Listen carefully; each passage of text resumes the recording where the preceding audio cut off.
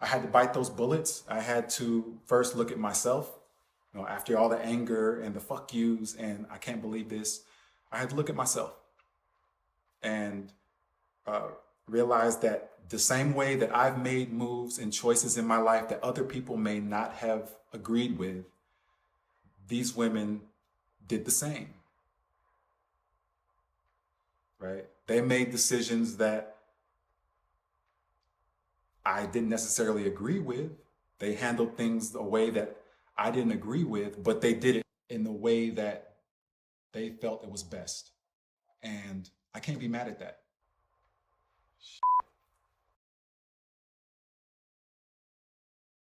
Welcome back to the channel. If this is your first time, I'm Kelly Williams. I'm a professional athlete in the Philippines and I've been here for the last 18 years. And I started this channel during the lockdown, just sharing my experiences, whether it's through sports or circumstance. I've went through divorce, I've been through some bad breakups, and just learning a lot of things about myself through relationship, through love, through life, through sports, and just finding different ways to get through and grow and develop as a man, as a human, as a person, just to continue the spiritual growth as well as the physical, the health, the mental, and just finding different ways to get through even on days that I don't necessarily want to. And being that that's been the pattern of my life, I felt like it was right for me to take the things that I've learned, the things that I'm learning, and share it with whoever it may resonate with to help people break past their self-imposed limitations so they can start creating the life that they desire instead of just wishing for it, which is what my journey has been about and continues to be about, creating the life and not just wishing, dreaming, praying. So that's why this channel exists. So yeah, was in a brief retirement from my basketball career and ended up coming back. I came back in the midst of the lockdowns continued and there were no games at the time. So it gave me more time to record and try out different things with the channel. And once the game started and things started getting going, my schedule really got tight and I just felt like I should, obviously put my energy towards my obligations. And as life does, it continued to kind of snowball and fill up my days and fill up my time. So since my last post, I've won a championship. I got into a relationship. I bought a house. I moved. I was ghosted by a good friend because of the relationship I got in. I won an award for the season. I saw my sons for the first time since the pandemic hit. I was then ghosted by the girlfriend. From that point, I took some trips and I just learned a bunch of lessons this whole year. And I've shaved my head, right? I needed a new change and I love it. Those are the updates for the past year for me in a nutshell. And I'm continuing to learn, which I think is key in moving forward in any endeavor. Understanding yourself and knowing what's limited you, knowing the things that gotten in the way, maybe sabotaged some relationships, may have stunted your growth, may have, again, as an athlete, things that may be getting in the way of performing at your highest, performing at your best. And as somebody who is dealing with childhood or complex PTSD, I'm continually trying to find ways to not only make sense of my past or rewrite the narratives that I've built because of my past traumas and the things that I went through in childhood, a big one being sexually abused, and my dad passing when I was 7, understanding those patterns and how they worked and how they played a part and surfaced in my relationships, in friends or lack thereof, and even in my career and just in general throughout my life, has helped me to continue to grow and helped me to connect not only with myself at a greater depth, but to also connect with other people who have dealt with the same thing, have dealt with similar issues and maybe not the same traumas, but who are dealing with and trying to find ways to move forward and just navigate life. I want to connect and let someone know that they're not alone and they're not stuck. I know both of those feelings very well, because those things are things that I still battle with sometimes, feeling like I'm alone, feeling like I'm stuck. But I still get messages about some of the videos that I've posted in the past, and even some of my posts here and there on my Instagram. People who resonate with dealing with trauma, who resonate with finding real, tangible solutions, and not just band-aid quick fixes, but ways to dig deep and move forward, to let go of things, to make sense of things, to find healing, to find growth. And for people who are like me, who, they're not looking for perfect. If you're like me, you're looking for someone who's been through the shit, who's dealt with it, who understands, who has tried certain methods and have found certain methods that have been effective and has allowed them to move forward, allowed them to continue to grow, and allow them to be successful in whatever they're at, in whatever they're doing, in whatever field or area they're in, right? And I connect best with people as a consumer of these types of videos. I connect with people who come from a place of humility, who come from a place of compassion, as well as power. And I think it's easy to find people who will just preach at you, preach at you, preach at you, and make you feel like not necessarily bad about yourself, but like you have to have some sort of superpower or like this great, massive strength to continue forward. Like you need to have everything in order to find ways and take steps. And I'm huge on baby steps. Like if you can get out of bed in the morning, sometimes that's just the only win you need for that day, to get yourself out of bed, to do something small as making yourself a cup of coffee or tea or something like that, right? So I'm living proof that there's no magic pill, and you don't have to be a superhero in order to get through, whether it's childhood traumas, a bad breakup, splitting feelings and emotions and anger and all these things. But you don't have to be a superhero,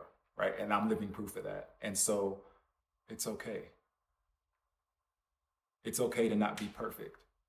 It's okay to not always have the right words to say. It's okay to not always be 100% positive all the time. And that's something I had to learn as well.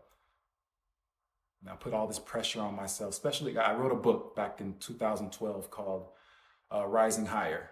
It just detailed my life pretty much from growing up in Detroit, my childhood, up until how I got to the Philippines, and my career up until that point, even getting married, having my first son. And once that book came out, I felt so much pressure to live up to that. At the time, I was a very devout and devoted, committed Christian. And that's the ideology that I resonated with, that I identified with at the time. And so as time went on, I was dealing with a health problem. And in the midst of dealing with all of that, my mentality changed. I started thinking different. I started questioning everything. I started questioning what I was putting my faith in. And so as I started questioning things and started feeling some incongruencies with what I was meant to believe and what I was seeing, feeling, and experiencing in my life, it just didn't seem right. But I felt so much pressure to mold to that picture that I had presented to people through my book, Rising Higher. Eventually, I had to realize that I don't have to live this story. That was my story, but I don't have to be that. And that was a big lesson for me, because that mentality trickled down into everything that I do now. I don't have to be perfect. I don't have to, again, say all the right words, be this thing that I think everyone expects me to be. So from that time of, putting out that book, my life has completely 180'd. Like it's just completely flipped. To me, it's been beautiful. But from an outsider's perspective, if they would have read my book and then spoke with me now, it might jolt them a bit. People who've known me, who knew me, close friends who knew me when I put out that book and then saw me go through the divorce and the separation and be in the relationships afterwards and see me apart from my kids, that was a jolt to them. I lost a lot of friends. A lot of people stopped talking to me because of that. And it made me feel like shit, right? It made me feel ashamed. It made me feel guilty. It made me feel bad about the life choices that I was making, even though they were for myself, right? And I felt like they were for the better. Over the years, I had to learn that, hey, that's just going to happen. And that's been actually one of the big lessons for me just in this past year.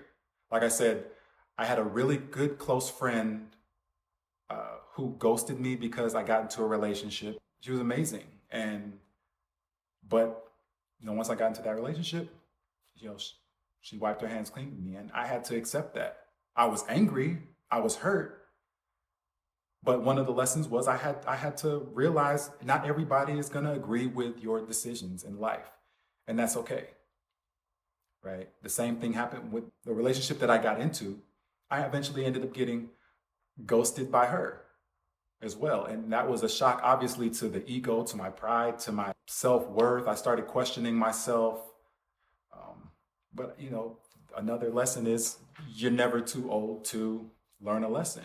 And if you don't learn a lesson, then I had a friend who told me before, if you're not learning, you're dying. If you're not growing, you're dying. Learning is growing.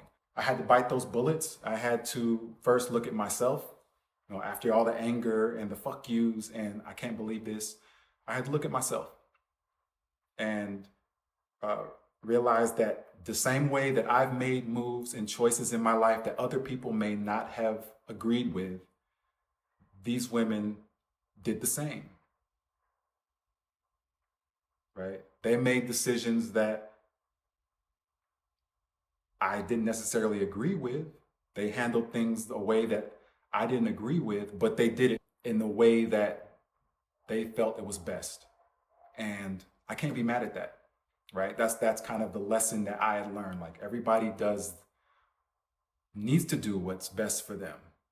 Now, obviously, you want to take in consideration people who are affected, right? Like going through my separation and divorce.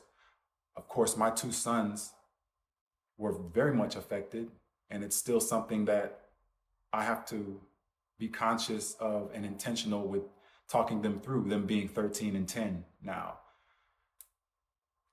So yeah, some of the lessons just in this past year has been that, it's okay to do what's best for you, even if some people may not agree. It's okay for things to end. Like I said, when my dad died when I was 7, it left me with a huge void and feeling unsafe, but definitely left me with a huge abandonment wound, right? That followed me throughout my life and all of my friendships and relationships. And so something that really, I feel like this year has been the energy, I don't know if it's just the energy around in the universe or the world or whatever's going on. I'm a big energy guy. It'd be selfish to think it's just about me, right? Like, so I think in the collective period, there's this thing in the energy where it's trying to lift old things out to make room for new and for better. And I'd like to believe that. And this year has been nothing but that for me. It's been bringing up old wounds and surfacing old energies and things that I hadn't even thought of since some of it since I was a kid, or things that I pushed off to the side that I didn't necessarily want to deal with.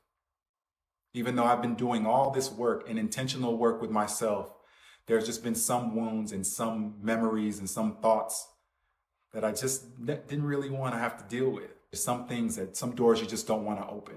And I feel like this year has forced me not even to open the door, it's forced the door open, and now I have to walk through it and deal with it, right? Uh, so it's okay for things to end, right? Direct correlation with the abandonment one. Again, being ghosted, it caused me to look at myself and reevaluate where I'm getting my self-worth from and where I have been getting my self-worth from. And it became clear to me that my worth, not even consciously, I was unconsciously putting my worth on my relationships, right? I would feel worthy when someone liked me. I would feel worthy when someone would, shower me with love, who would be there, who wanted me, right? But the main worth trophy for me was having a woman on my side. And the pattern throughout my life has been that. Almost every year of my life, I had a girlfriend, right? And it was a pattern that I'd never really looked at. Again, this year opened that door. I had to walk through it, boom, right in my face. Where are you placing your worth? And this past year with the relationship, learning about stuff like love bombing, manipulation, like how this stuff is like, it's real, it's out there. And I'd never really, that I can remember, had never really dealt with it. Had never had such a firsthand look and experience with these things that I'd really only heard of, right? And not even just as a receiver. I'm saying looking at, so as far as manipulation, looking at the things that I've done. How have I been a manipulator? How have I been manipulating people to do my bidding, to fulfill whatever needs I wanted to get met, right? So it's been a lot of self-reflection, a lot of understanding of self, as well as understanding of life and humans and the man and woman dynamic, or the partner and partner dynamic, love dynamics, friendship dynamics. It always comes back to, regardless of where I feel wronged, regardless of where I feel hurt or slighted or whatever, what did I do? What part did I play in all of this, right? I lost another good friend. I had to let go of a really good friend of mine because of associations and just things that I didn't agree with. And it's just part of the process, right? But in all of it, where I might have felt slighted, where I didn't like this or didn't like that, what part did I play? What could I have done better? Where could I have been better? What do I learn from this? And if we want life to get better, we want to improve, if we want to grow, mature, we have to be willing to look in those spots and open those doors that we don't necessarily want to look into or open. And that's what I've learned this year. I've learned how, I said I took trips this year when I had time between my practice and game schedule. I took trips, day trips, overnighters. My whole purpose of those trips was to love myself and take care of myself as the love of my life, because I am, and I should be, and that should be the mentality, right? No one taught me this growing up. No one showed me how to love myself, nor even told me of the importance of loving yourself.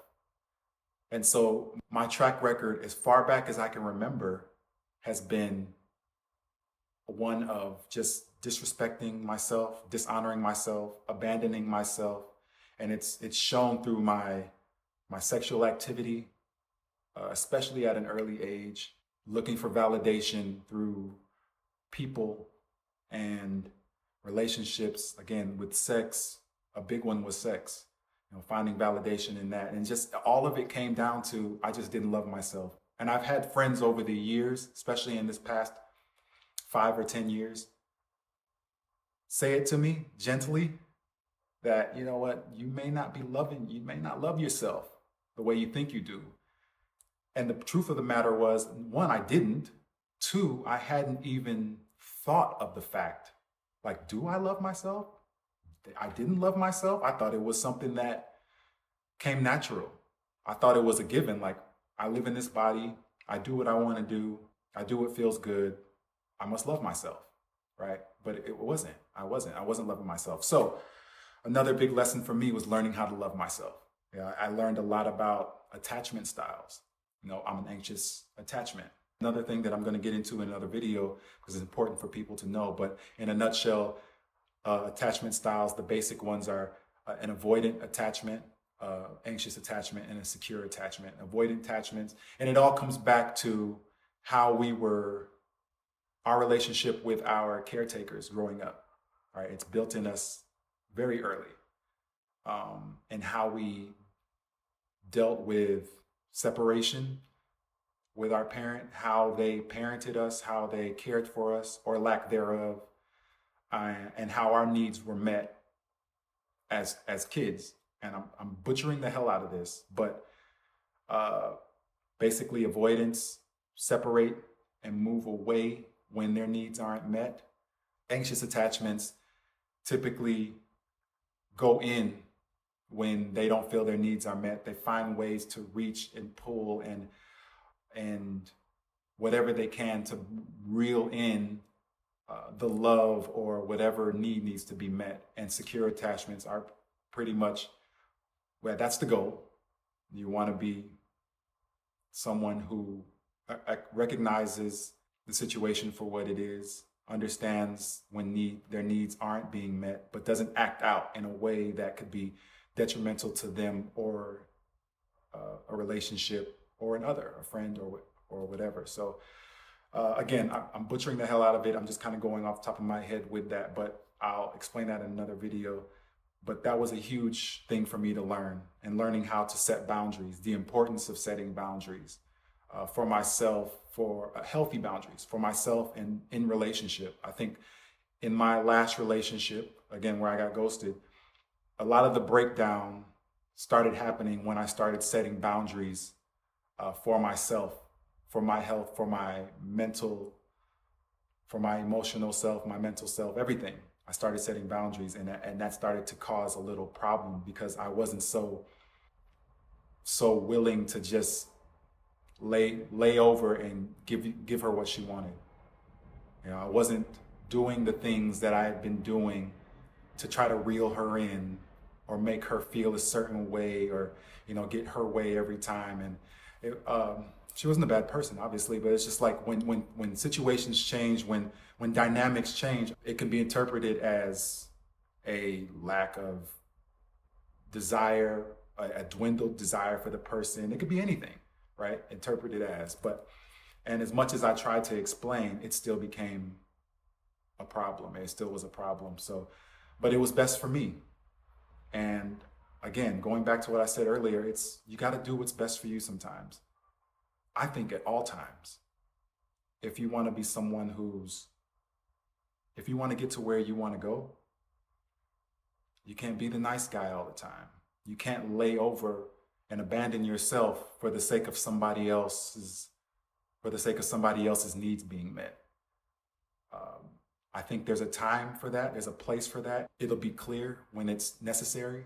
But as a life rule for myself now, it's like, no, I can't abandon myself for another person so that their needs are met, but then I don't have mine met, right? So attachment styles was huge for me. And overall, in general, I'm big on tools. Right? I like trying different things out, whether it's in the gym and trying different workouts from the experts or pros, but especially with mental, emotional, the psycho-emotional, all of that, and growth and personal development. I love trying different tools just to see what works. I've always been an experimenter. I always tried to MacGyver shit when I was a kid, right? Fix things, get into it, try to understand the workings of things. I remember one time I tried to fix a TV. I was 4 years old, mind you, and what was wrong with the TV was that the cord had been snapped from the wall. So the plug was basically snapped from the wire, and I tried to fix that. So I put it together and I plugged it in, and I thought I exploded. It was a big boom. The TV was smoking, but also my big toe was smoking. It was black on the bottom and it was smoking like I could have killed myself. But I wanted to know what was going on. I want to fix things, right? And I have that almost an obsession with that with myself, trying to go deep in myself and fix myself and fix things and tweak things. I even there was a period where I was learning how to do like coding in computers and there was a point where I had a website and everything, all the images that were on there and the fonts and everything, the whole thing was created through code. And I was so like, it was trash, but it was functional. And I was so like amazed with myself for that. But anyway, that's my jam, right? Like I want to go in, I want to use different tools and different things that may have worked for other people to see if it works for me in my system. I've had a lot of trial and error. There are a lot of things that didn't work, but there are a lot of things that also did work. And so when I started this channel, that's what I wanted to do. I wanted to share those things with you, to share the tools, mental exercises, whatever it might be, books, videos, whatever thing that I may have used that worked, that helped a little. I'm just, that's what I'm going to do. I'm going to share it here. It may resonate with somebody. And that's been the pattern for me. Like I said, with my Instagram, I share these little things here and there. 90% of the feedback I got, people are feeling that, and they resonate and they connect. And I love that. And I'm sure you've done that in your own life, right? You've shared, all you did was share your story with someone and something clicked. And that person resonated. It's like, whoa, thank you. I love that. So that's the whole purpose of this channel. I've gotten so many questions and inquiries and people looking like and hungry for healing. People hungry for growth and ways to move forward when they don't have or feel like they don't have a way. All right. And if I can be of any kind of help, then I'm going to put myself out there to be it. So again, thank you so much for coming through. If you got anything from this, hit the like. Let's finish this year strong and know that no matter what you're going through, you'll get through it. This time is temporary, but let's make the best out of this time that we have. All right. I'll see you again soon.